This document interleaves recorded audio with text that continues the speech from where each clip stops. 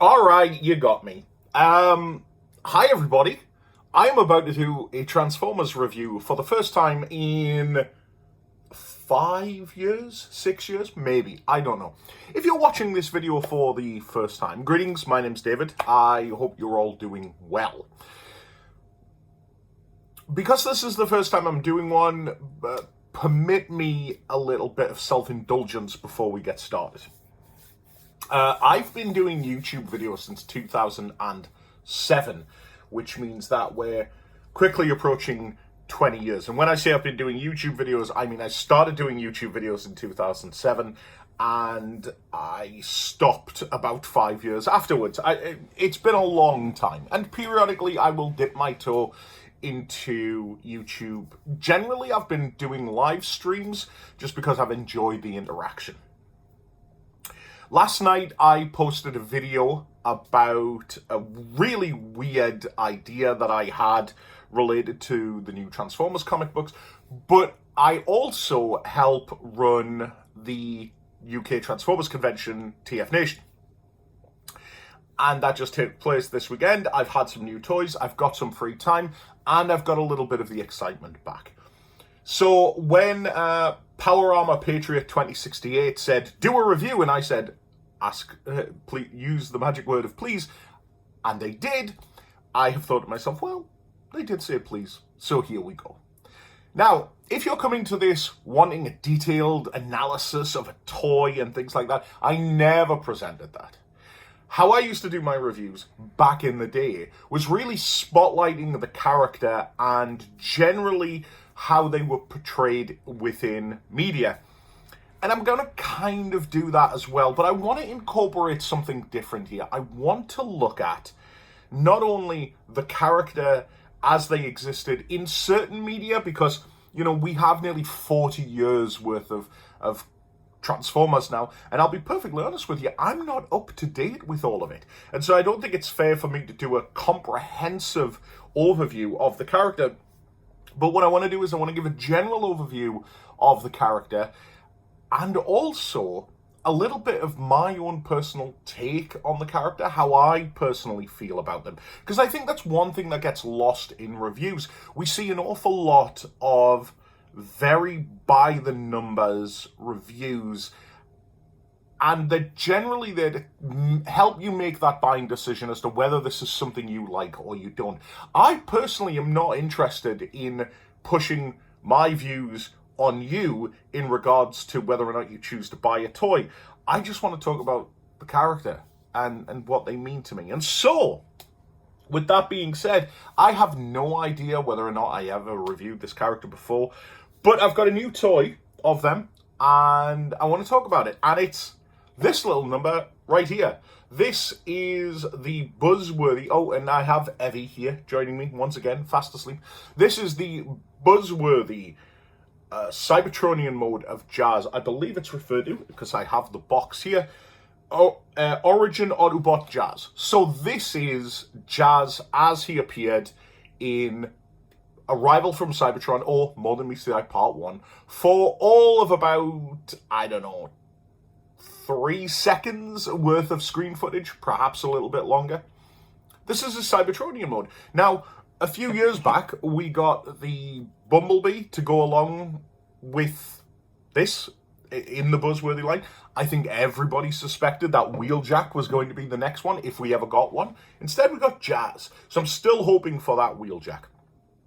So Jazz is a kind of weird character in that in the original Generation 1, especially in the More Than Meets the Eye three-parter, he's very much Optimus Prime's number 2.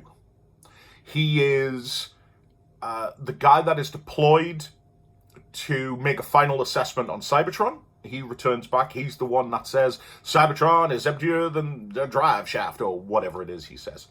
And throughout the course of the three-parter, whenever a team is being put together, Jazz is the one that does that. After More Than Meets the Eye, Jazz sort of becomes a member of the regular cast. There's not a great deal in regards to Jazz that would make him stand out from the pack. Optimus Prime sort of flits between different groups depending on the story, but Jazz never really takes up that senior role again. And that is kind of indicative of Jazz as a character. When the time comes, he will step up and he will be that leader type character, but not for very long. He was famously voiced and by Scatman Crothers. And it was quite evident if you watch Transformers the movie that Jazz was supposed to play a more integral part, by the looks of it, in season 3. I would highly recommend that if you are unfamiliar with Scatman Crothers, go check him out on YouTube.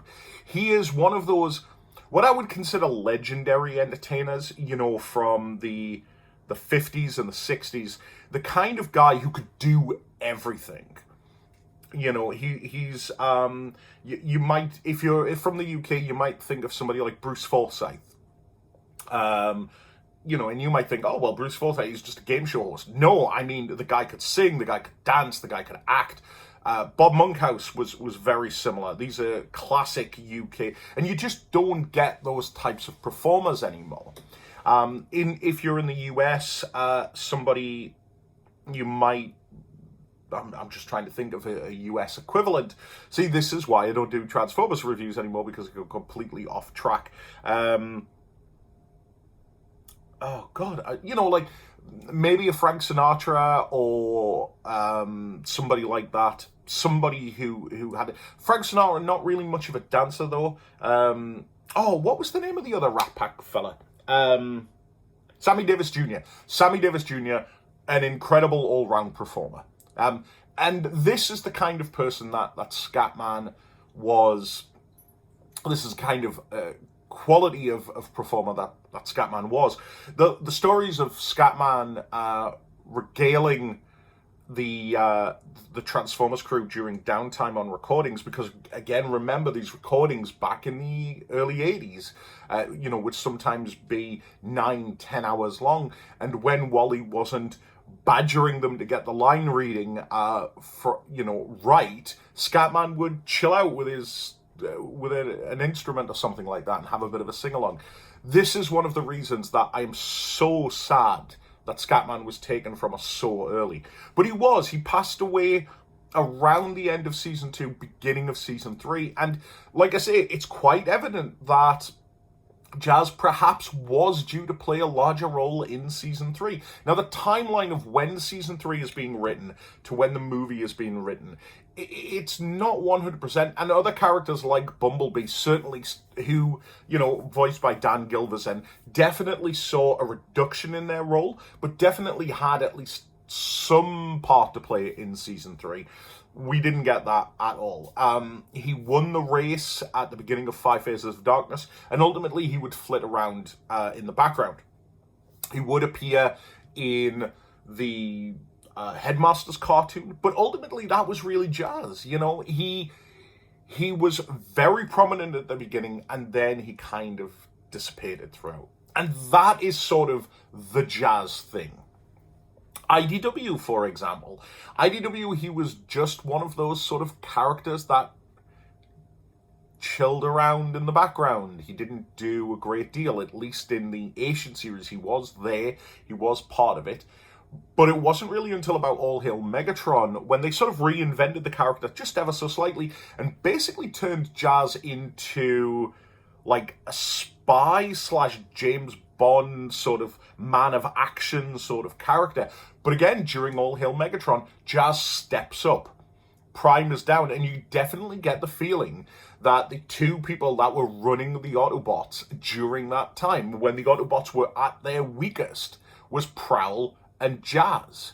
They were kind of the two that sort of made the best of a bad situation.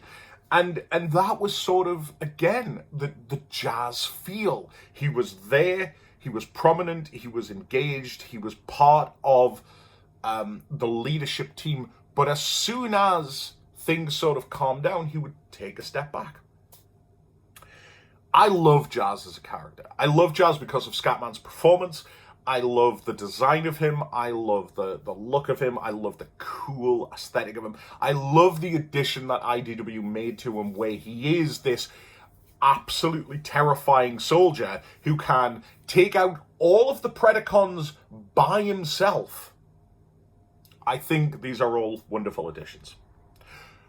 But it's fascinating then that we get this toy. This toy based on 20 seconds of screen time. When really I think everybody was thinking about Wheeljack. I like it. I really, really do. It really does capture that Cybertronian vibe. Now, there's an awful lot under here because he is just like every other Jazz toy that has pretty much existed.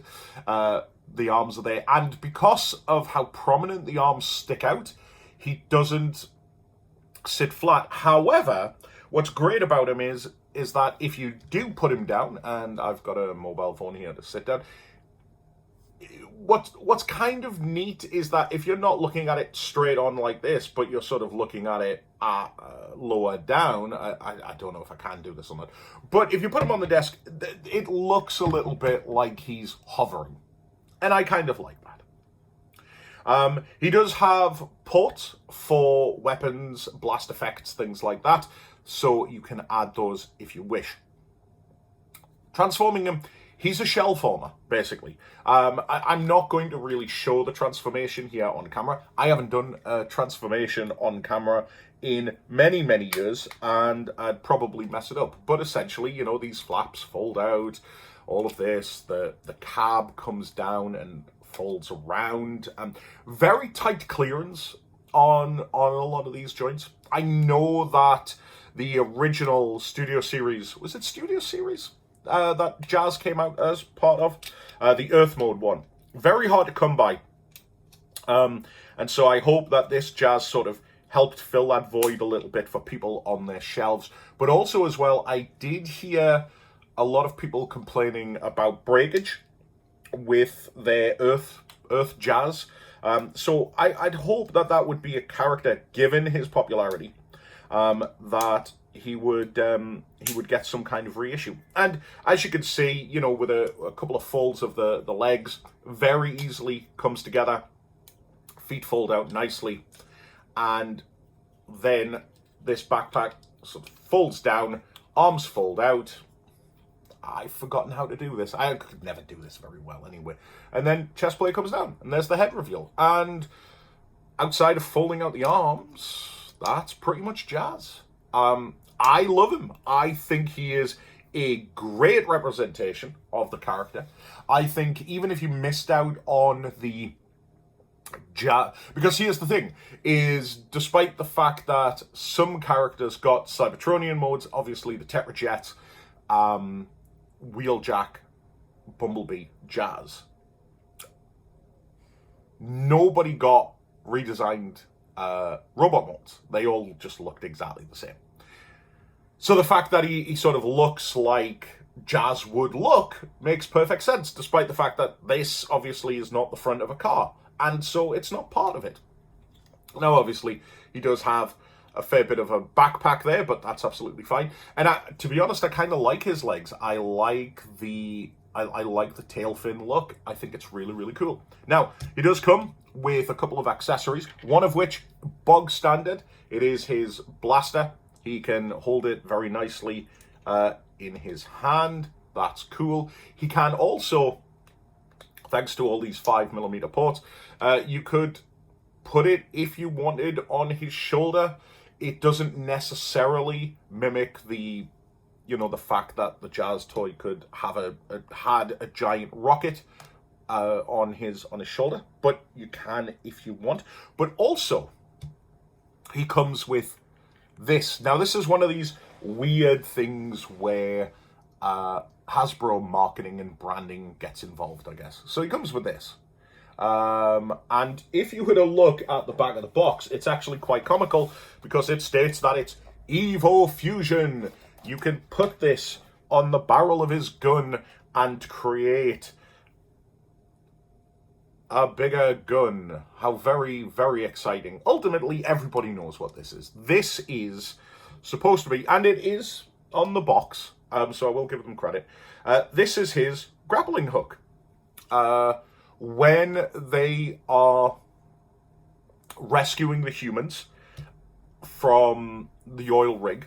Optimus Prime is in the water, and Jazz turns his hand into a grapple hook and fires it to rescue Optimus Prime. And that's what it is. And I think that is a neat little accessory. Now, so there you go. There's Jazz. I really like this toy. I think it's nifty. I've always been a big fan of Jazz. I do apologize. There clearly has been cuts and edits made to this video. I did more than I was expecting to. I've actually done some editing. The most basic of editing. Because you can tell, Evie has moved. That's Jazz. This toy, a little hard to come by now. I did pay a premium on this. However, as with most of the buzzworthy Bumblebee stuff, there is always a premium on them.